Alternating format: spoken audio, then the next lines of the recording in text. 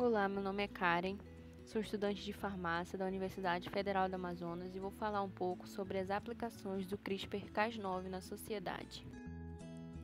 O CRISPR-Cas9 é como um sistema de busca, um jogo da memória dentro da célula. Imagine que você quer mudar este ponto do seu DNA porque ele apresenta uma mutação que causa uma doença.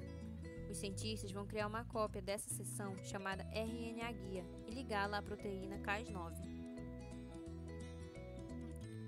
A Cas9, junto com esse pedaço de RNA guia, é inserida na célula e sai à procura do match no DNA. Quando ela encontra, faz o papel de uma tesoura e corta aquela seção.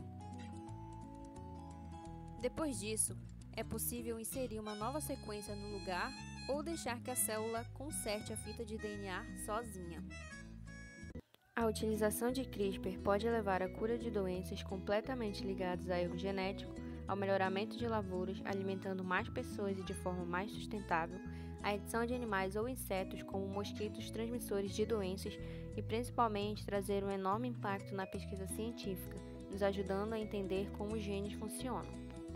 Então, o CRISPR é um mecanismo descoberto nas bactérias que é capaz de cortar o DNA com precisão.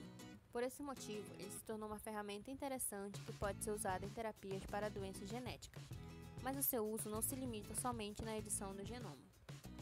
Vamos ver aqui alguns exemplos do uso do CRISPR. Pesquisadores estão usando o sistema CRISPR-Cas9 para descobrir quais proteínas humanas são necessárias para a replicação do Zika vírus. Sabemos que os vírus necessitam de células hospedeiras para se multiplicarem, e para isso, cada vírus utiliza uma combinação diferente de proteínas presentes nas nossas células. Para tentarmos combater o vírus, precisamos ter essas informações mais específicas sobre a sua replicação. Assim, esses pesquisadores usaram o CRISPR como uma ferramenta para cortar o gene que codifica uma dessas proteínas e inseriram neste gene uma mutação, de modo que a proteína que seria produzida pela célula teria a mutação e não seria mais funcional.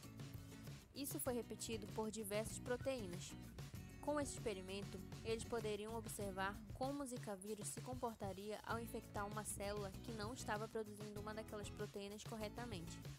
Ao perceberem que o vírus não se replicava em determinada célula, eles conseguiram descobrir quais são as proteínas mais importantes para o vírus.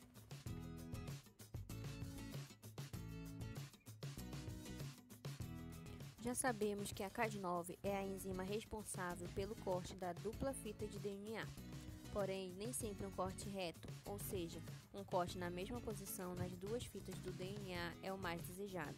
Quando vamos alterar o DNA de um organismo, também temos uma grande preocupação com cortes feitos em regiões erradas do genoma. Para solucionar esses problemas, foi criada uma enzima Cas9 modificada, com o objetivo de aumentar a especificidade de localização da Cas9. Essa Cas9 modificada possui uma mutação no seu domínio catalítico, fazendo com que corte apenas uma fita do DNA e não duas. Esse sistema modificado, chamado CRISPR-Cas9, pode ser usado com 2 RNA guia. Cada RNA irá se ligar a uma fita de DNA e em uma posição diferente, criando um corte não reto. Esse mecanismo evita que o corte sejam feitos em regiões indesejadas, já que são necessários 2 cortes feitos separadamente para obter uma completa separação do DNA. Esse tipo de corte também irá facilitar a inserção de um fragmento de interesse no genoma, pois ele deixará algumas bases livres que se ligarão mais facilmente ao novo fragmento.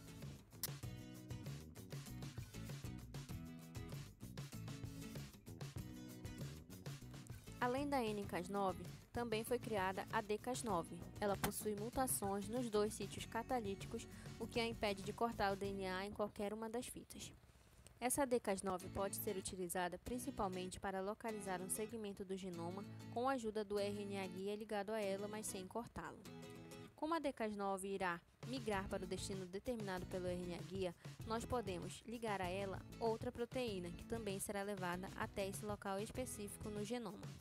Pesquisadores estão utilizando a CRISPR-Cas9 associada a uma enzima capaz de converter citosina em uridina.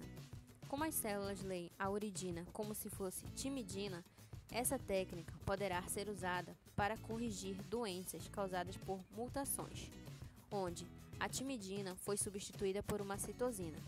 No lugar do ser errado, temos um U corrigindo essa mutação. A dCas9 também pode ser fusionada a um domínio repressor. Assim, ela será guiada pelo RNA até a região do genoma que temos interesse, e esse domínio repressor irá se ligar nessa região, levando à supressão de genes específicos.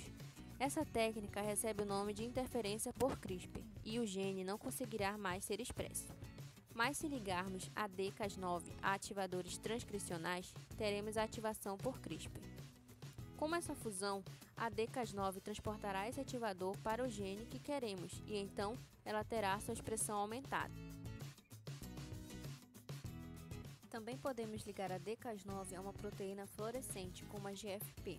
Assim, podemos utilizar o CRISPR para localizar genes de interesse em células vivas, o que chamamos de localização in situ. Desse modo, é possível acompanhar a movimentação do material genético durante as fases do ciclo celular. O sistema CRISPR-Cas9 tem como alvo o DNA, mas pesquisadores descobriram e aperfeiçoaram o tipo de Cas9 que é capaz de localizar e se ligar a RNA. Essa Cas9 é capaz de se ligar a um RNA mensageiro, evitando que ele seja traduzido. Também já descobriram um Cas9 que, além de se ligar a um RNA, ele é capaz de quebrá-lo. Esse tipo de Cas9 é encontrado em bactérias que precisam se defender de vírus que possuem RNA como material genético e não DNA. Cientistas estão fazendo grandes avanços na compreensão e manipulação da biologia através do uso do CRISPR-Cas9. Na clínica, podemos esperar novas terapias para doenças genéticas, usando edição genômica CRISPR-Cas9. A interferência e ativação por CRISPR e também novas técnicas de diagnóstico usando imagens baseadas em dCas9 fluorescente.